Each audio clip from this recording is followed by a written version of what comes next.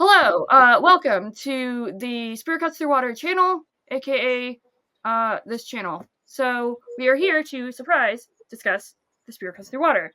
I have these lovely folks here, D, Usman, and Darko, who have recently read it, and I had planned to originally discuss this book individually with them, and then Darko was like, well, why not have D join? And then I'm like, okay, well then I'll see if Usman will join. So here we are. It is a hopefully gush fest. I'm pretty sure it's going to be a gush fest, but all things Spirit Cuts Through Water all the time here. So directions are hard. D, you want to go ahead and introduce yourself? Okay, so I'm Dee from Throughthepages with Dee.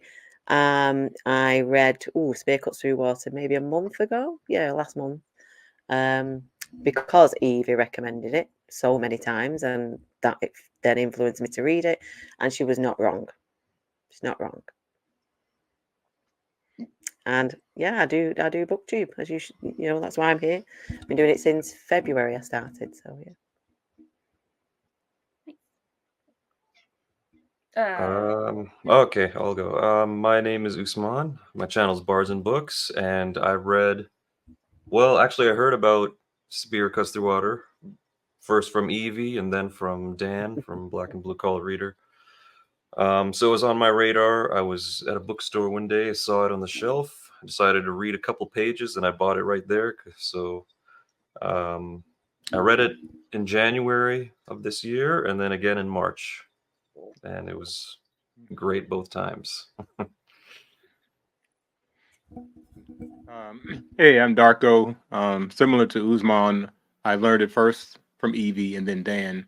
And just like Usman, I read the first couple of pages and I was hooked, especially with the second person perspective. I'm usually not a big fan, but I love the way he did that. And I just immediately connected with the you character and bought it right there, like within, just within the first few minutes. Nice. And your channel, you talk about not Oh, just books. I'm sorry, Kindles and Kicks. Yeah, don't just talk about books. Also talk about sneakers, and sometimes I combine the two. I think the first video I saw of yours was your sneakers and books book tag, like sneak or yeah. Oh, Anyways. the newbie book. Yeah, I know what you're talking Yeah, about. yeah. My memory is terrible. But yes, you know what I'm talking about. But yeah, so y'all loved it. Yeah. So I don't know where to start from here.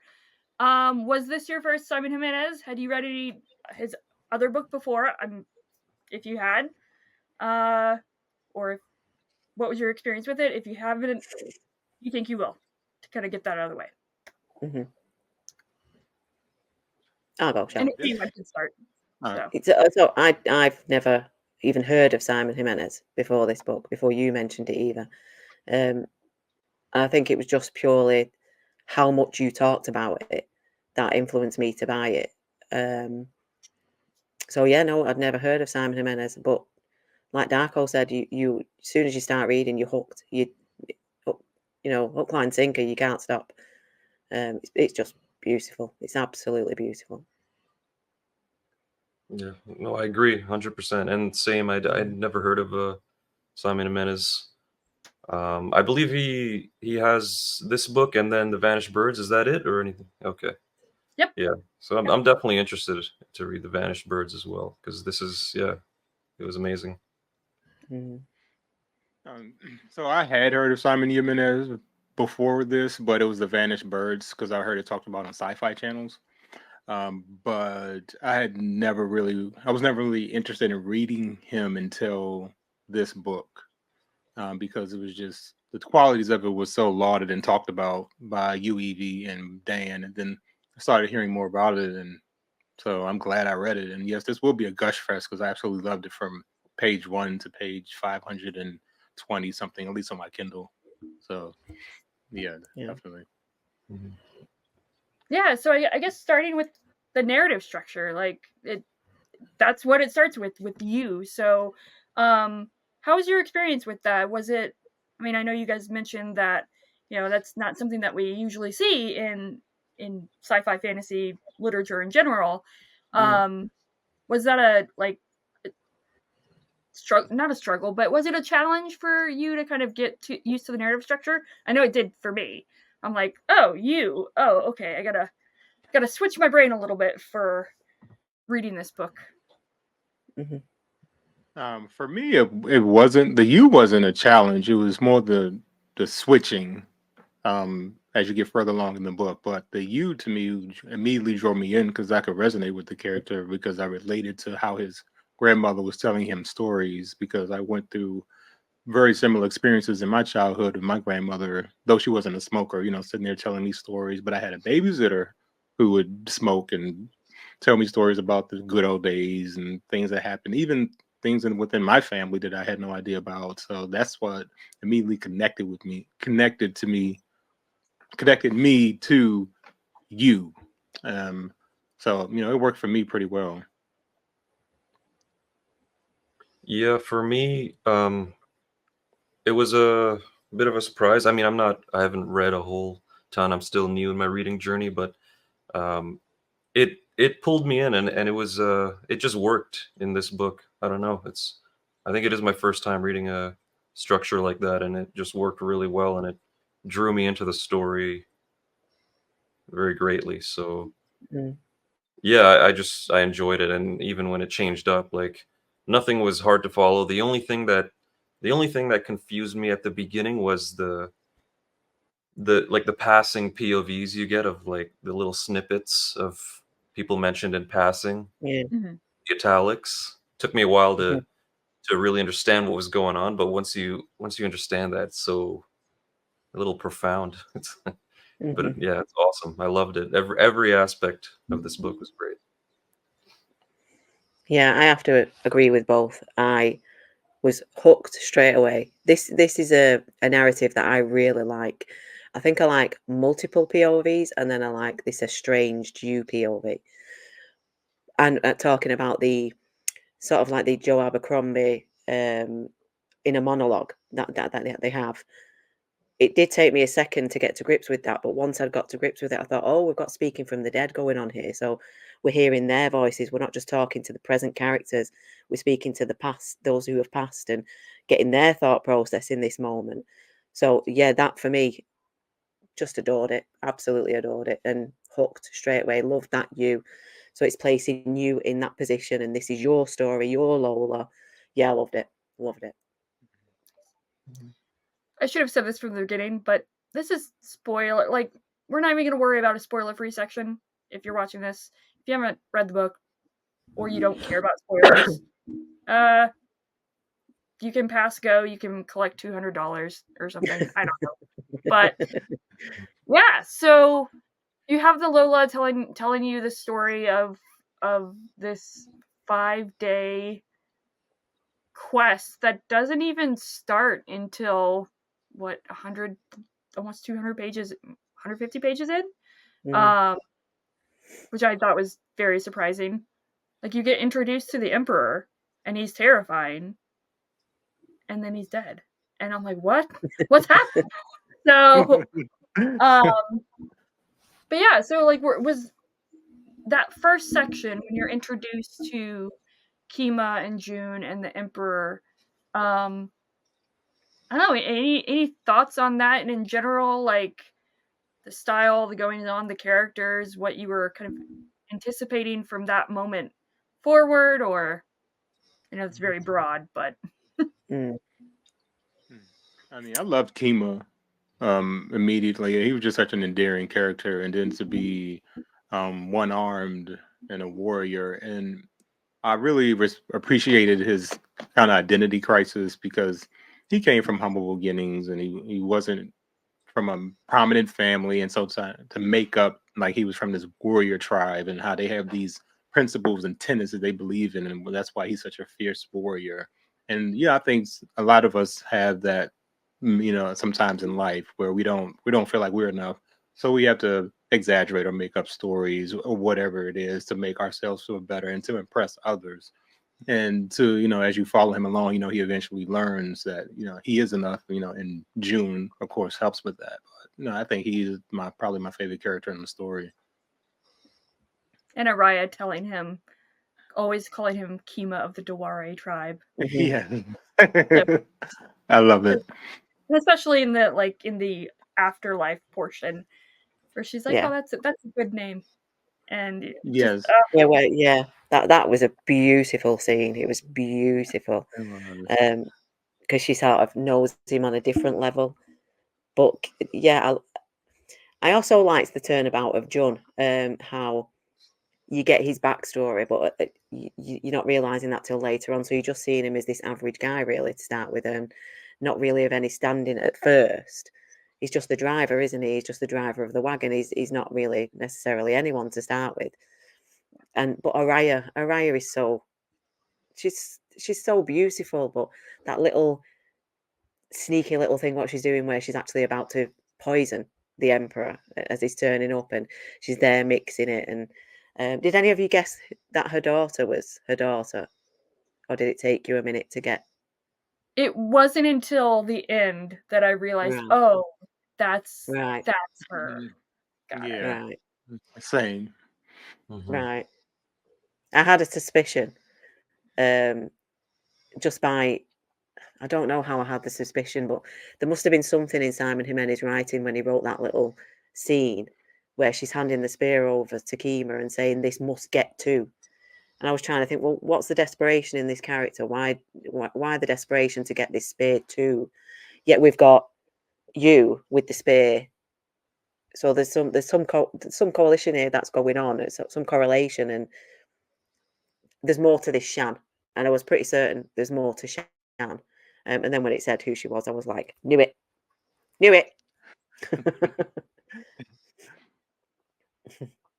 I will say that that's one thing that I really appreciate about Jimenez's writing in this, is that the clues are there very obviously, but you don't.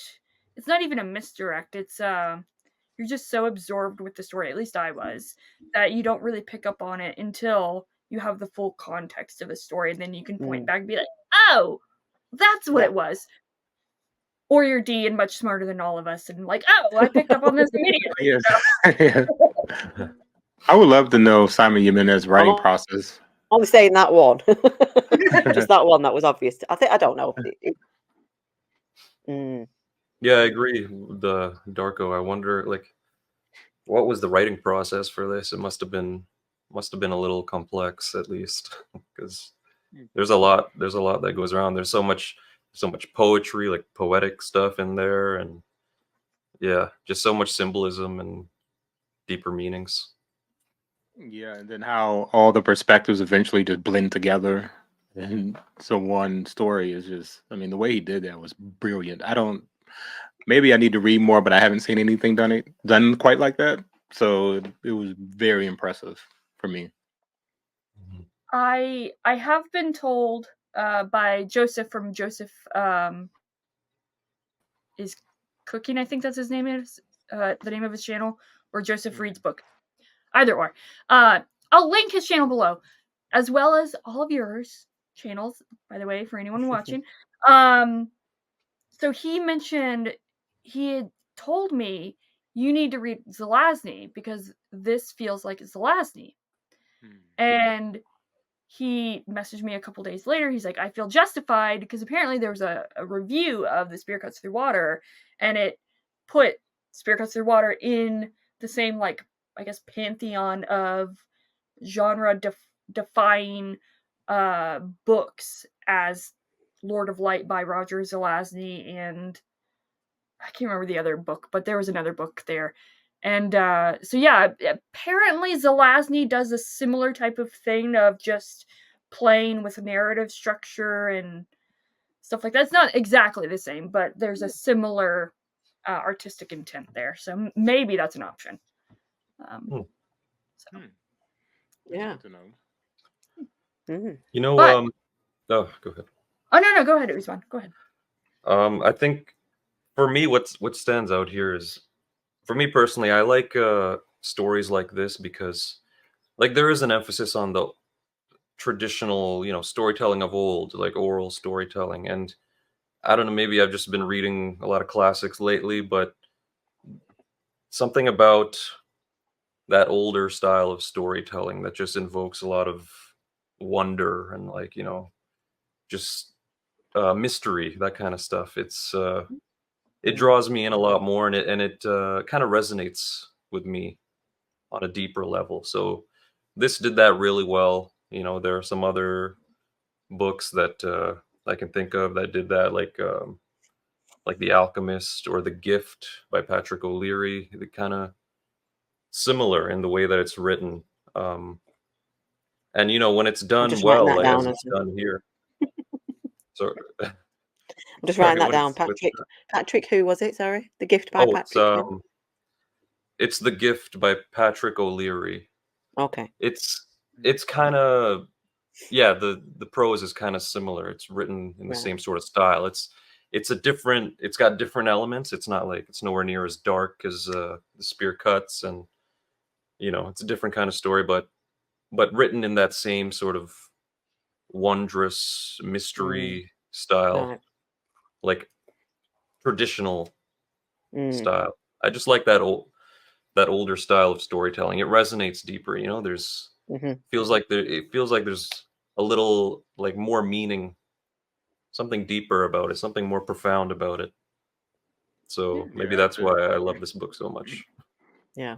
I have to agree with Usman because it gave me a kind of old fairy tale kind of feel, like especially with the gods and the magic, all the magical creatures. Because even though a lot of brutality and dark stuff happens in this book, it still has a lighthearted quality to it for me. Like there's going to be like a happy ending. Like you kind of feel hopeful for the characters. It's not bleak like Joe Abercrombie or something. Like you're scared that everyone is going to die and it's going to be like Reservoir Dogs. But it's I just love that quality of it, the kind of fairy tale and mythical, magical, like Usman said. Yeah, it really made it to me a greater read. It's a love story to its blade dented bone. So Yeah, it is. Yeah. Yeah.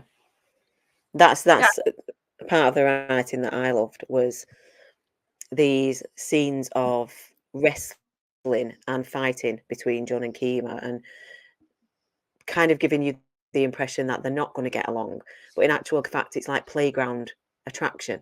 So they're kind of toying with each other and doing this wrestling just because they actually really they want to touch each other, and that's how they're going about it in that time, just to make it look at like it's okay, but there are these underlying feelings from them both to each other.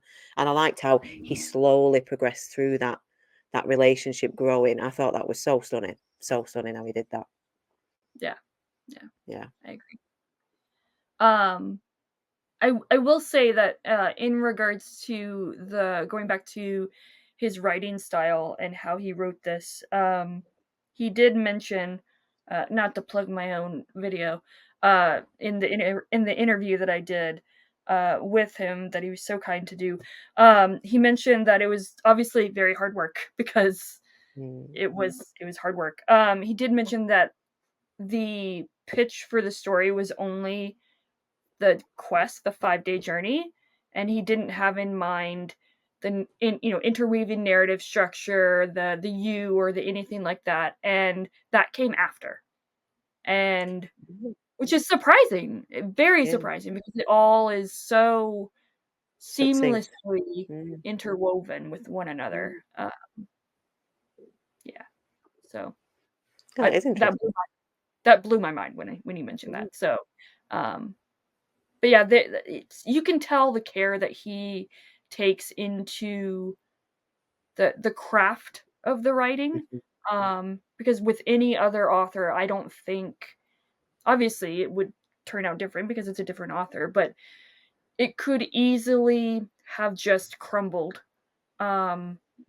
with the intent that was going on with the narrative structure. So anyways, yes, so we start off with June, Kima, we get introduced to them, and then the moon goddess literally blows the wolf doors off their hinges and splatters the Emperor all over the wall. And they're off. And you start the journey. So day one, if I should have this memorized, honestly. They go to Araya. Not Peacock Gate. Tiger Gate. Tiger Gate, thank you. That was the one. Yeah, and I should say June and the Moon Goddess go to Tiger Gate, and that's where they meet up with Kima. Yeah, so I don't know, just what's it's very action driven. Did you anticipate it being so action driven? Because I didn't. I didn't realize it would be this action packed for something that was it started off very slow. Is what I'm basically what I'm trying to say. It started off very methodical, and then all of a sudden you get this burst of action in the first day. So did it seem seamless or like a natural progression, or were you like, hey, this is all of a sudden we have this action scene, let's go with it, what's happening? It was seamless for me. I thought he did a good job of going from the calm narrative to the action. I thought that was really good how he did it, because you weren't expecting it. All was well. Yes, there was this threat of him turning up. I think it was either the next day or the day after, was it? That's why Araya was doing what she was doing, because there was an imminent visit from him expected anyway. But obviously, with what we've learned prior, and he's now looking for who's responsible for what they did. I thought that the way he went into it, but then it escalated to such a degree that, like, Araya being stampeded by the horses, and what was his name? Is it Rame? Who was with her? I think his name was Rame, and how he was just burnt alive, and then it was just this fraught sort of, let's get this done, and then Kima's having to go there, and they're dying, but he's looking back, and it was exhilarated very, very quickly. But I do think that the narrative worked because he'd kind of laid tracks for it, or that's what I thought anyway. I thought he'd laid the tracks for potentially something to happen, not necessarily in that way, but something. I felt something was going to happen. I actually like the way he did that, because I'm a bit of a prose snob, so I was just so engrossed in his writing, and then when the action happened, it's like, okay, this is a fantasy story.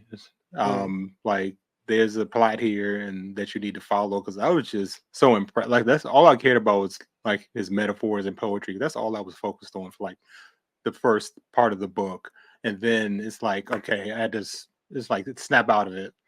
This is more than that. Like, there are characters here, they're on a mission, and you need to follow it. And to have action like right away to kind of hit you immediately in that, second part of the book, to me, it's like a wake up, because he draws you in with the writing, and it's kind of soothing and calming in ways, but then the action hits you, and it's wonderful. I love the way he did that.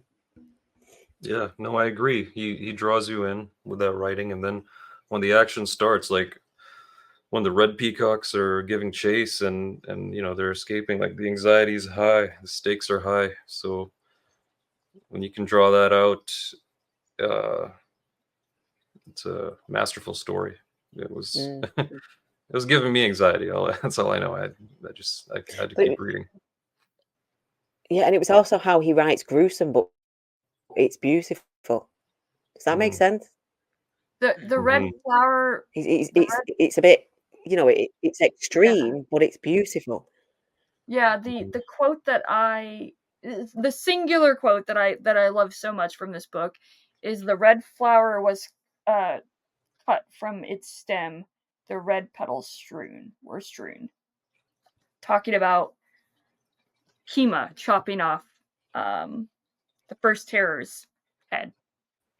Like, how can you make chopping off someone's head that much more beautiful? Like, or that much more beautiful, that just even beautiful at all. Like, what's happening?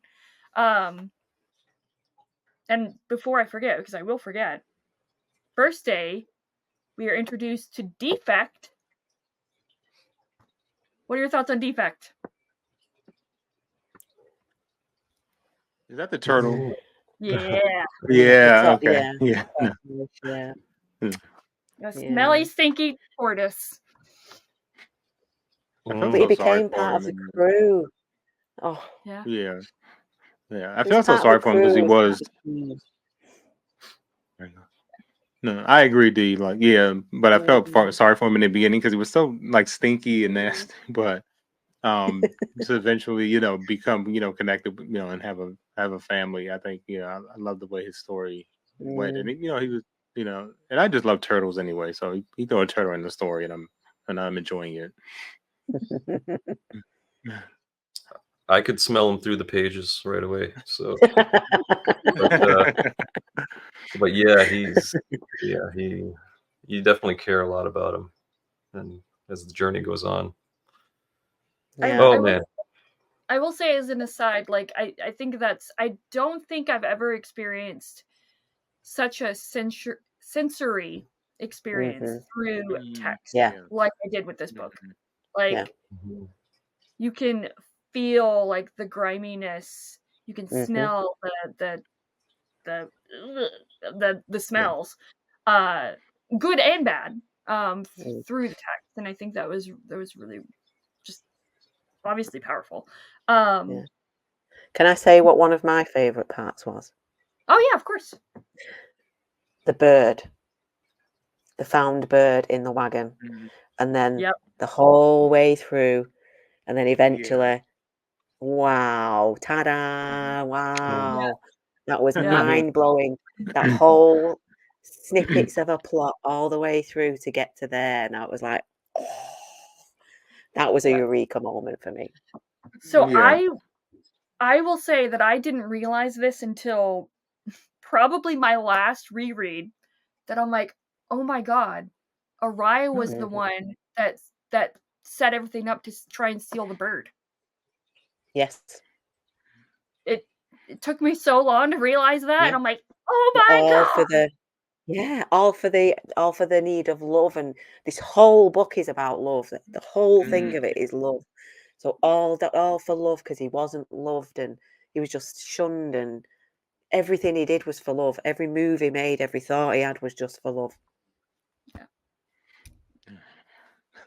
That is, poor guy. Yeah, you But can't hate him. Yeah, it's You true. can't. You just can't. You couldn't. We can definitely talk more about the terrors, but going back to Defect, because he's one of my favorites. This entire all the characters are great in this book. His arc of him finally hearing his mother, and it's not his mother, is always heartbreaking. No matter how many times I read, I'm just like, poor Defect. Oh gosh. And I genuinely like cry every single time he gets killed. Like, and it's not even halfway through the book, I think, that it happens. And I'm like, how am I so emotionally invested in this like broken shelled, like smelly, disgusting telekinetic tortoise? Telekinetic?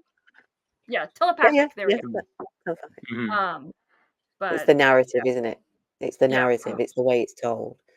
It's the power of Simon Jimenez. There you go. That's And then the story after that with his mom and what happened there, and how that happened ages ago, and we've all been led this merry dance, and the mum's still there. We'll get her out. No, she's not.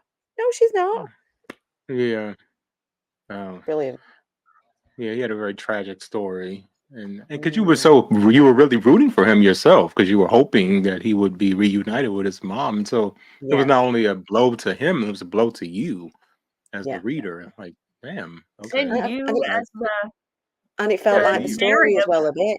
Exactly. Like it impacted the outcome. Like maybe if the mum would have been okay, then we could have saved all the other tortoises and all the other gates, and this debt that the Moon Empress owed to the mother tortoise with the communication with the children could have been righted, because she would have had them all back potentially, but that didn't happen. Yeah. So sad. Yeah. That's the second terror is probably I hate him out of all the terrors. Like, he is the worst. There was I'm not sure I'll talk about him more, I guess, once we get there. Oh no, you can go all. Oh, okay. Go. Because- Well, there's no holds bar. There's no. I don't know how to do structure on these types of things, so go for it. So. Oh, cool. Because I've read a lot of brutal books, but very few of them actually make me like physically sick or like have like goosebumps. But when he made like that ballet dancer like dance and like that, literally like made me cringe, and I had goosebumps on my skin because the way he described it. Sympathy And it wasn't pains in my legs. exactly. And I was just thinking, oh my god, like I could not even imagine that. And it was just and because it was something that started off quite beautiful, because she was a dancer and she's like, oh my, I get to dance, for this for the second terror, and then he turned it into something horrible and horrific, and poor woman. And there's something awful. There's just something even more awful about, and I think maybe it even mentions it in the text, how Lu'ubu could have just ordered her to keep dancing, but he's ordering everyone around her family, the audience, to encourage her to keep dancing, and she does it because of her family, essentially. And that's another very small aspect of the love that's explored throughout this novel, and it's so hard to read. It is. Yeah. There's a lot of tragedy and dark, brutal moments. I mean, those are things I love, but here it was intense. It was so intense, and I love when writers can say so much with so few words, and there's definitely a lot of that going on too with Simon Jimenez. It's just brutal. Yeah. I think it's like like you're saying, right? So little, so much in so little. It's like just that hint. Sorry, I'm going off on something else now, because it triggered my memory with Lubu and him nomming on her finger, and it's just those little hints at that. In order for the Moon Empress to help the citizens, etc., she's got to be eaten, and he doesn't ever make it sound like it's a vile thing. He makes it sound as if this is a necessity. How are we going to progress and win if we don't do this? And like you said, Usman, it's just those little niches that he has in his narrative that just change it and make it not. I mean, the Lubu and the dancing ballet is just grotesque. It's grotesque. But like you say, because of the love that's within it, it changes the dynamic of it slightly and doesn't make it so. Yeah. Do you know what I'm getting at? I'm not sure that I'm explaining myself very well. Yeah, and then like when Lu'ubu makes Sa'am kill all of his sons, which, by the way, I totally forgot. I seem to always forget that Sa'am basically gets Frankenstein his head back onto his body. Yeah. I always forget that, and then I'm like, oh, this happened. This did happen. But then Lu'ubu making him kill all of his sons.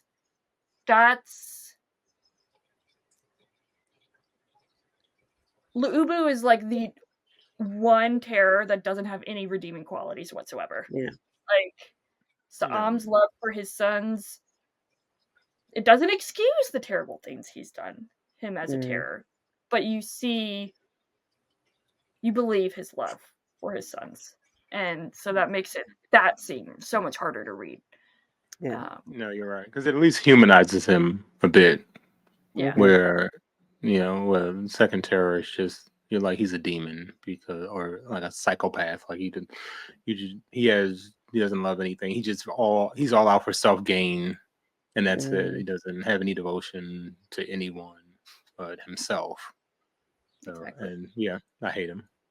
Which, I mean, selfish love is a type of love, but it's selfish. So True. Yeah. Yeah, I think all throughout, I was seeing just the level of importance that for having like a mother figure around, like having your mother around. It's just so important, and you see how it affects these terrors in these different ways. And there's the extreme side with Lubu, because he expressed that was the only little snippet of where I saw Yeah. something from Lubu other than just a villain. Yeah. So yeah, Yeah. it's just Doesn't he have his head on a knee? yeah. Yeah. His head in her And he's lap, sort of, and yeah, and he's yeah. about to bite the finger. He's about to eat her, but he's Mhm. expressing how much he just wished that she'd have been more involved. Not that it was within her capabilities. She was locked away, for goodness sake. What was she meant to do? But Mhm. he's Yeah. giving that sort of all the triplets All right. seem to have Oh, that serious All right. oh, Internet sorry. connection. Yeah. craving the Right. mother type thing. Every There we go. We're back.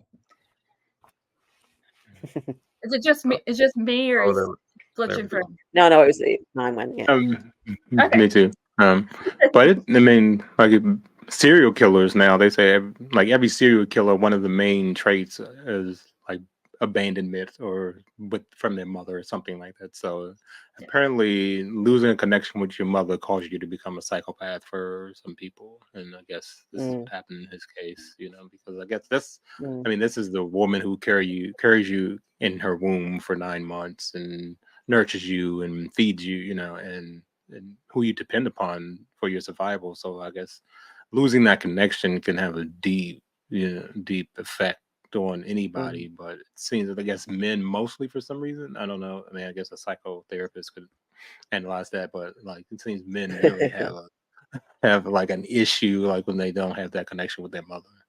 And I guess this kind of shows that. I do Yeah. like how he explores like just parental influence and connection, not just mothers, fathers as well. I guess the one debatably redeeming quality about Luubu is that he tells I'm not going to be like you of sowing my seed everywhere and having dozens of sons. I'm just going to have one. So that's a debatable redeeming quality, but like the emperor wasn't really a Father. wasn't really a father. He was basically a terror to the terrors. And you see Sa'am being a father in a way, in the only way that he knows how, which is through terror. And I mean, the third terror was locked away for God's sakes and didn't have anything. So yeah. Yeah, it took me a minute to realize. Oh, well, sorry. Oh no, go ahead, D. I was just going to say it took me a minute to actually realize they were triplets. I didn't realize they were triplets at first, and then right at the end, I think when we learnt who Third Terror was unnamed, that was a moment where I must have missed it somewhere if it was said, because that too then puts a different dynamic on it, that they're actually triplets, not just brothers, actually triplets. So yeah, that's all I wanted to say about it. That's kind of because I don't remember it being mentioned either. I just kind of assumed they were triplets. Right. Yeah, I don't remember it. Yeah. But it's, grandchildren kind of play a thing here too, because he ends up being like the only one left in his family, and he cares for his grandfather, and June, same thing. Like he's the grandchild of the emperor, and he's the one who redeems the family. And it's kind of left on their shoulders, which I thought was interesting. Yeah. Yeah. And then Shan is the granddaughter of that merchant trader. Yep. So so many parallels and layers. I liked the Third Terror. Like that story was the most tragic for me, the Third Terror, because he's he's essentially he's pure. Like there's no evil in him. He's just, I mean, I guess he's mostly animal, but yeah, everything he did, it was out of love or nothing.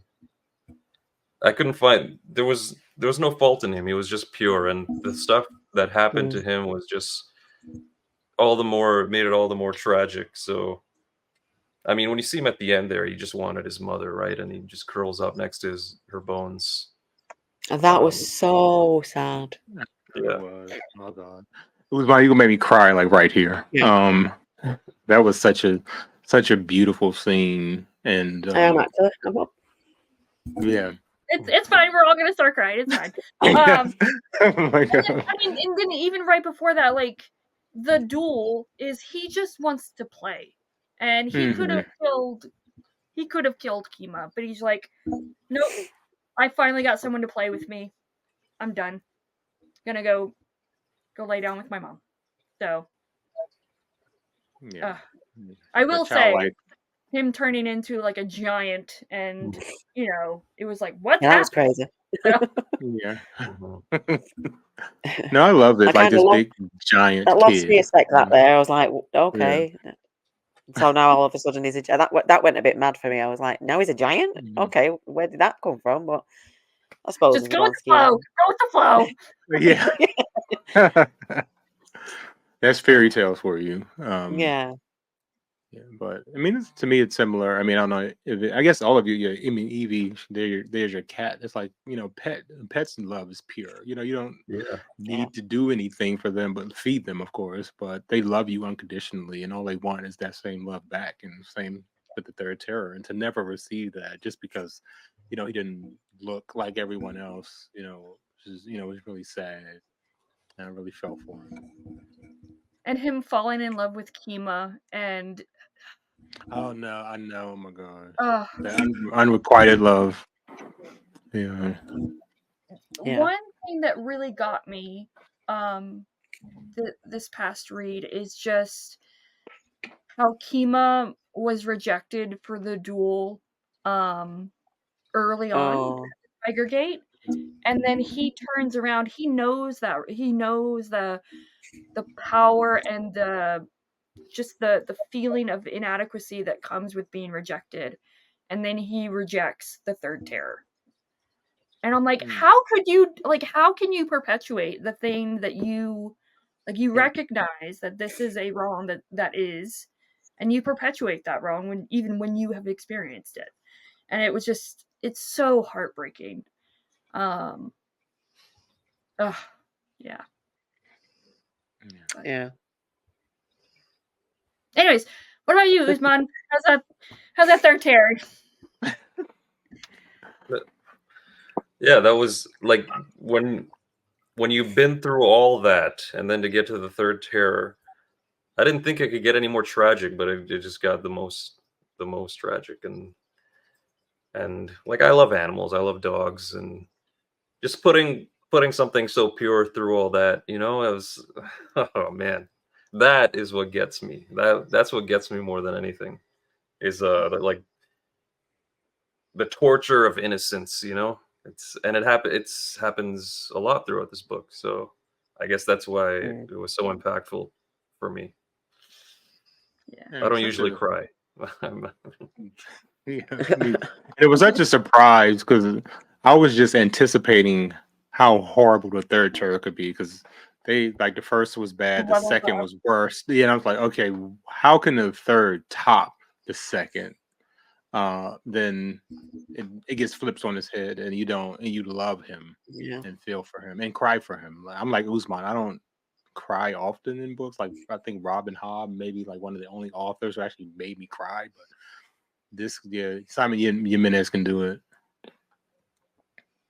I mean, one could argue that the most terrible thing is not being loved and not having that love.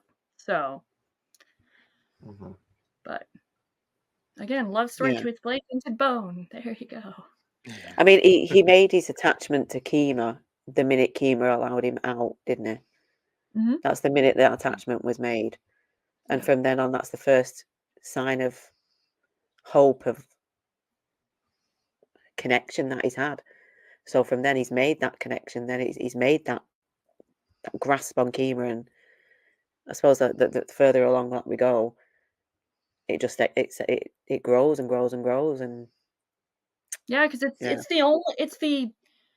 the only kindness that the third terror has ever been, shown Yeah, is just being released from this captivity, yeah, and something as simple and as small as that can just bestowed something so deep in him of like, oh, Kima is my person now because you did this kindness for me, and yeah, you're the only person that showed kindness to me. And then yeah. to be rejected, like again, awful. Yeah. But Yeah. Yeah. But I think the story, like, I really enjoyed the happy ending. You could say, like, it is a it is a love story, and it it ended in a way that was, I guess, pretty satisfying, and on a hopeful note, which is the way to go. I did like that of the threads being, this thread has been knotted to kind of literally wrap up everything. I think this is the only time that I've ever liked things being wrapped up, like with a bow, so to speak. Other times I'm just like, this just makes it's too convenient. But this I accept. So Yeah.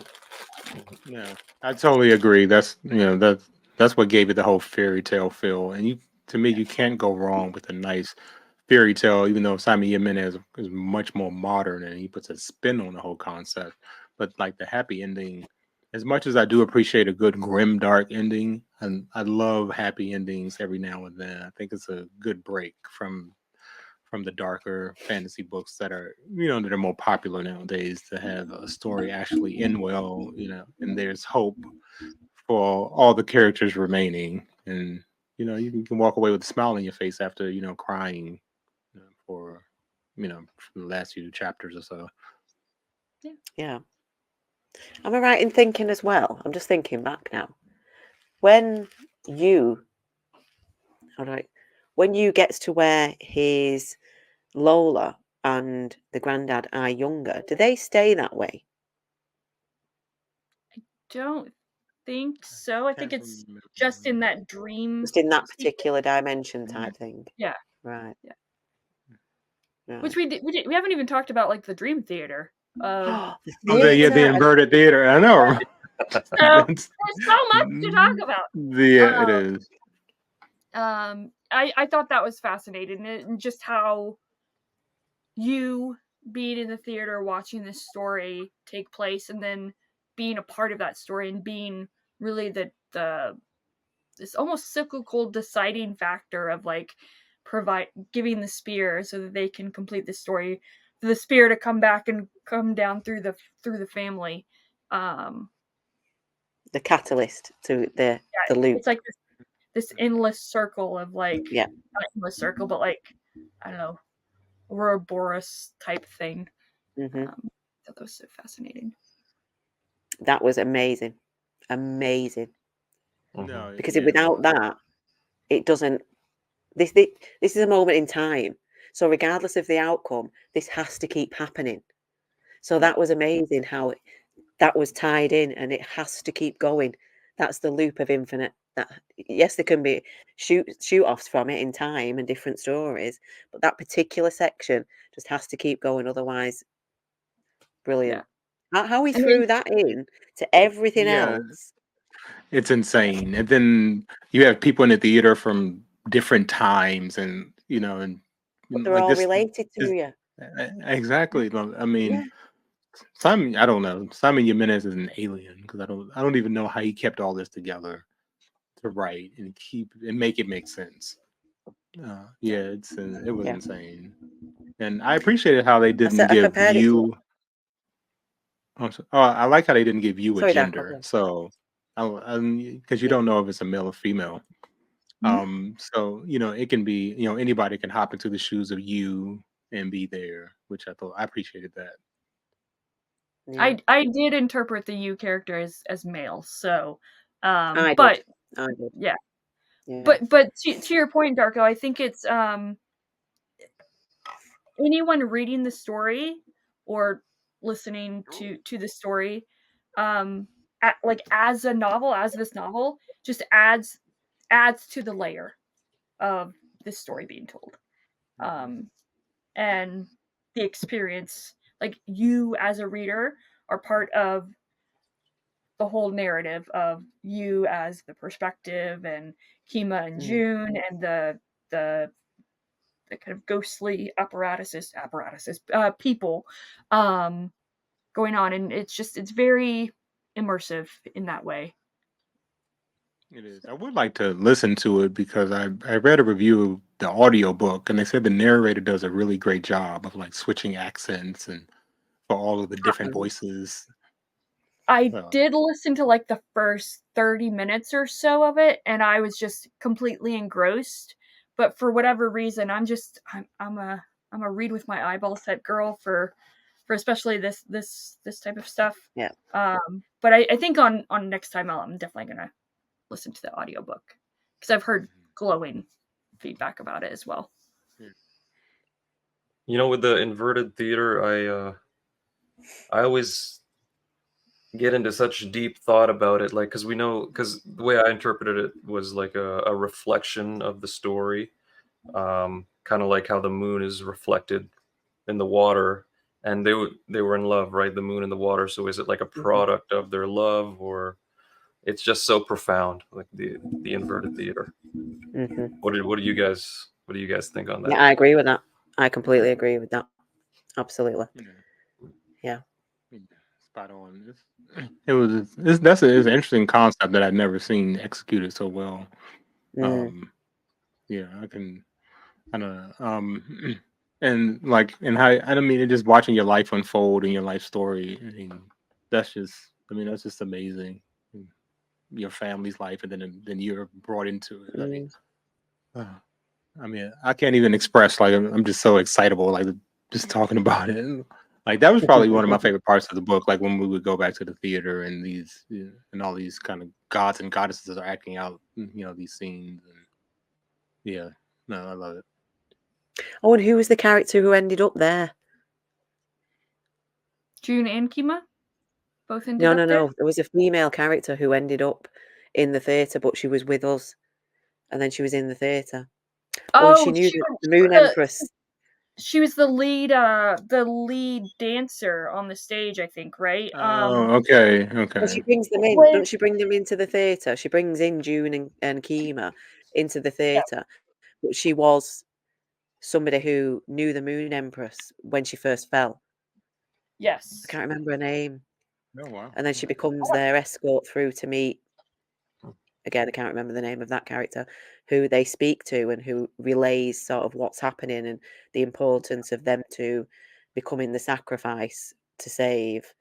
But she's there, and she was the character. So is it in her passing she's joined the theatre because she was part of the story, or I have You're no talking answers. about the girl who could control the water, right? It was part of the water. Was it her? do you remember they came across a group, not the apes? They came across a group of people, and Jun is speaking to this particular woman through the moon, with the moon empress is speaking through him, and they've got history.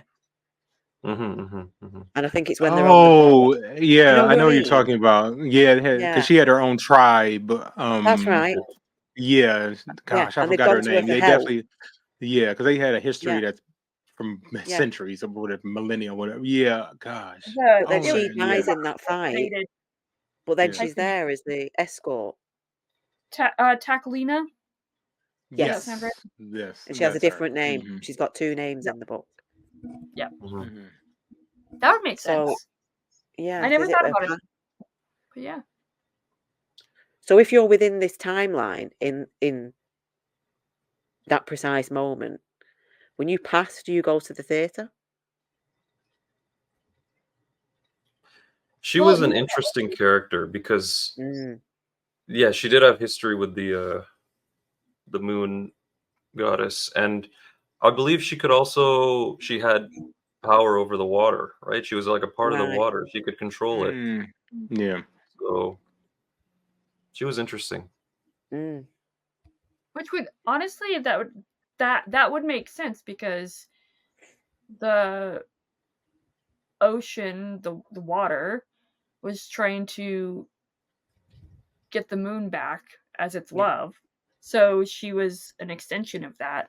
Mm, I will say that one aspect, well, one of the many aspects of the inverted theater that I liked is just that you can only visit it once. So it's this kind of pivotal experience in a person's mm, life. So it made me think of like, well, do you go to the inverted theater because of something going on in your life, or is it just a random happenstance that you go there, and then that you only dictates? go there if your Lola passes? Yeah, Mm, yeah, Right. Yeah. Cool though. So cool. yeah. So cool. Yeah. Mhm. Anyways, we are coming up on an hour, and I don't want to keep you all forever, even though we could probably talk about this, incoherently gushing. Or at least I could for hours and hours and hours on end. Yeah. So I guess for anyone that's still here, I guess I don't know. I was gonna say, oh, would you guys pitch it for anyone that's still here? But then I realized we've already gone through spoilers. No one's Yeah. if they're not convinced by now with all these spoilers, how are they gonna be convinced? But yeah, so thank you all for joining me. Usman, I know Thank it's you, super Evie. early for you, and Dee, I know Thank it's you, super early. Evie. So, Yeah, thank you. Venus Birds discussion in the future. Just saying. No pressure. And Oh, it's definitely. tea time for me, my darling. So Yep. it's okay. Oh, did you say it's tea time for you, anyways? So. Yeah, it's just tea time for me, so it's no problem. Okay. Yeah, Venus Birds discussion. No pressure. When you guys read it, and whatever Simon Jimenez comes out with next.